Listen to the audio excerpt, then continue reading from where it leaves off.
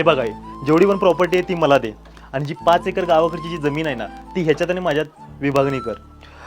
आणि तुला काय पाहिजे? मला सोनं आणि शेती पाहिजे. ओके ते सगळं ठीक आहे. आता ह्याला सोनं दिलं, मला प्रॉपर्टी आणि मला थोडी शेत, पण ह्या अड्याण्याला काय द्यायचं? हे बघ विरू आणि निखिल, खरं म्हणजे तुम्ही दोघंही चांगलं कमवता. तुला नोकरी आहे आणि तुझा व्यवसाय आहे. हा शेती करतोय आणि याचं शिक्षणही नाही झालं, तर शेती याला राहू दे आणि माझं सोनं तुम्ही दोघं घेऊन जावा. अगं त्याचं तोंड नाही का बोलायला? तू तुझं बोल ना. हे बघा शेत जरी असली तर त्यात सुद्धा आम्हाला भागीदारी पाहिजे. लईत लई आम्ही दोघं मिळून ह्याला अर्धा एकर जमीन देऊ शकतो. असं तसं करून महिन्याला तो 10 ने 12,000 रुपये कमवते. हा बरोबर आहे तुझं. तसं पण तो महिन्याला 10-12 हजारच्या वरती कमवतच नाहीये. मला आई पाहिजे. बोलला अमिताभ बच्चनचा डायलॉग.